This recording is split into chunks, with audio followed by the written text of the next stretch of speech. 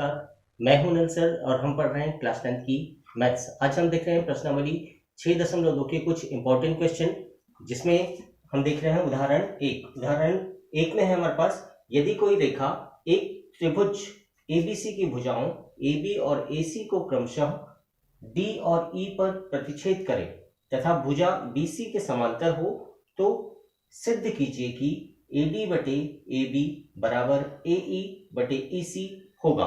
तो यहाँ पर ये एक त्रिभुज हमारे पास बना हुआ है, त्रिभुज ABC, और इस BC भुजा के समांतर एक भुजा है DE।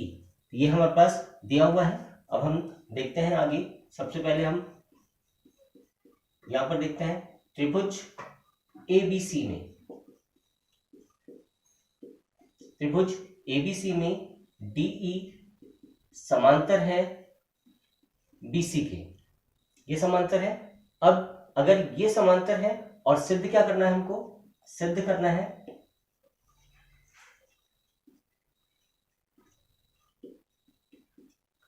AD बटे AB बराबर AE बटे AC, ये सिद्ध करना है। अब यहाँ पर ये त्रिभुज है हमारे पास और इसमें ये भुजा इसके समांतर है। ये भुजा अगर इसके समांतर है तो आधारभूत अनुपातिकता प्रमेय से क्या होता है कि ये भुजा जब इसके समांतर है तो ये अन्य दो भुजाओं को समान अनुपात में विभाजित करती है। मतलब AD बटे DB बराबर AE बटे AC।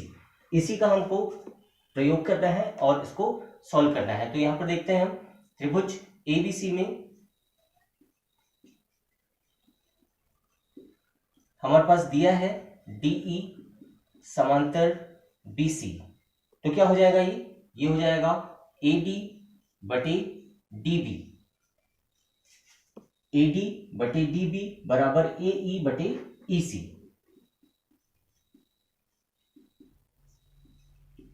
ये हो जाएगा और ये हो जाएगा आधारभूत अनुपातिकता प्रमेय से, आधारभूत अनुपातिकता प्रमेय से ये हो जाएगा। अब यहाँ पर जब इस तरह की इक्वेशन हो तो इसको हम चेंज भी कर सकते हैं, तो वही अनुपात आता है। मतलब अगर इसको हम बदल देते हैं, मतलब DB बटे AD, DB को ऊपर कर दिया, AD को नीचे कर दिया, वैसे ही EC बटे AE अगर ये भी कर दें तो हमारे पास वही अनुपात आता है। अब इस तरह के समीकरण में अगर हम एक जोड़ दें या एक घटा दें पूरे समीकरण में से, तो भी समीकरण में कोई परिवर्तन नहीं आता है। तो यहां पर हम जोड़ते हैं DB बटे AD धन 1 बराबर EC बटे AE धन 1। अब दोनों समीकरण में एक एक हमने जोड़ दिया है। एक एक जोड़ने पर क्या परिवर्तन आ जाएगा, इसमें एक जोड़ेंगे तो AD ऊपर चला जाएगा, मतलब यहां हो जाएगा DB धन AD बटे AD बराबर, यहां पर भी AE है, ये ऊपर आ जाएगा, मतलब EC धन AE बटे AE। अब यहां पर देखेंगे हम रचना से, अगर हम देखते हैं DB AD, ये क्या हो जाएगा AB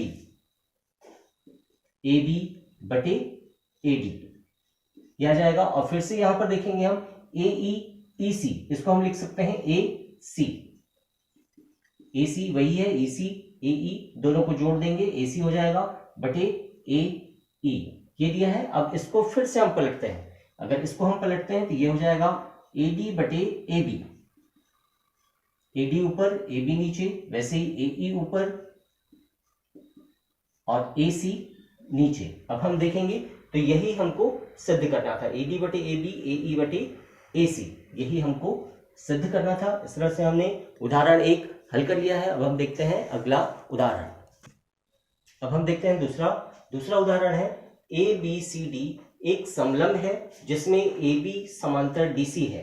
असमांतर भुजाओं AD और BC पर क्रमशः बिंदु E और F इस प्रकार स्थित हैं कि EF भुजा AB के समांतर है।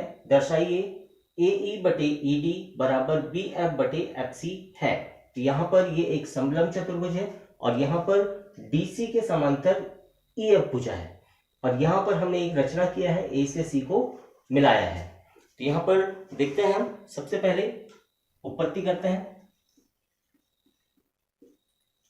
उपपत्ति में हम देखते हैं ए से सी को मिलाया, ए से सी को मिलाया, ए से सी को मिलाया, ये हमने किया रचना। अब यहां पर हमारे पास दिया है, यहां पर दिया है ए बी समांतर डी सी, ए बी समांतर डी सी दिया है, ए बी समांतर डीसी, ए बी समांतर डीसी दिया है। और दूसरा है ई एफ भुजा ए बी के समांतर है, ई एफ भुजा ए बी के समांतर है, ई एफ समांतर ए बी। अब यहां पर देखेंगे ये भुजा इसके समांतर है और ये भुजा इसके समांतर है, तो ये भुजा इसके समांतर भी हो जाएगी, अतः ई एफ समांतर हो जाएगी डीसी के। अब ये समांतर हो जाएगी तो यहां पर देखते हैं हम त्रिभुज ए डी सी में, त्रिभुज ए डी सी में, ए डी सी में अगर हम देखते हैं तो ए डी सी में अगर देखेंगे इस त्रिभुज में, तो फिर से हम आधारभूत अनुपातिकता प्रमेय लगाएंगे तो हो जाएगा ईजी समांतर होगा डीसी के, ईजी समांतर है डीसी के। और आधारभूत अनुपातिकता प्रमेय से ए ई बटे ई डी बराबर हो जाएगा ए जी बटे जी सी। यहां पर लिखेंगे हम ए ई बटे ई डी बराबर ए जी बटे जी सी। हमने ये लिखा ए ई बटे ई डी, ए जी बटे ई सी, इसको मान लेते हैं समीकरण 1। अब फिर से देखते हैं हम त्रिभुज ए सी बी, इस त्रिभुज में, इस त्रिभुज में ये एक त्रिभुज है और इस रेखा के समांतर ये रेखा है, तो यहां पर फिर से त्रिभुज ए सी बी में, त्रिभुज ए सी बी में ए बी समांतर होगी जी एफ के, ए बी समांतर होगी जी एफ के, तो यहां पर फिर से क्या हो जाएगा, यहां पर देखते हैं हम, यहां पर हो जाएगा जी सी बराबर जी ए, जी सी बटे जी ए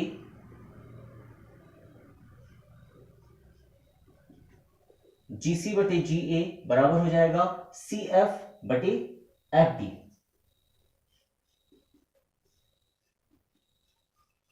यहां पर देखा हमने, तो इसको हम पलट सकते हैं, पिछले प्रश्न में भी हमने देखा था, इनको पलट सकते हैं, अर्थात ये हो जाएगा जी ए बटे जी सी बराबर एफ बी बटे सी एफ। तो यहां पर देखेंगे, इसको मान लेंगे समीकरण 2।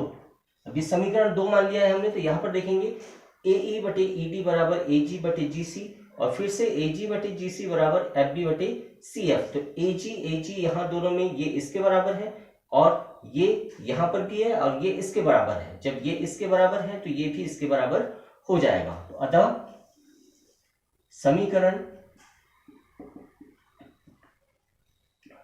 1 व 2 से, समीकरण 1 और 2 से हम बोल सकते हैं ए ई बटे ई डी बराबर हो जाएगा एफ बी बटे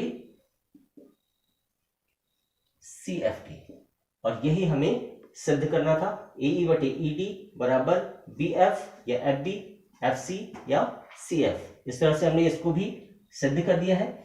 इस तरह से उदाहरण 1 और 2 कंप्लीट कर लिया है हमने। अगर वीडियो पसंद आया है तो प्लीज शेयर करें, लाइक करें, सब्सक्राइब करें। धन्यवाद।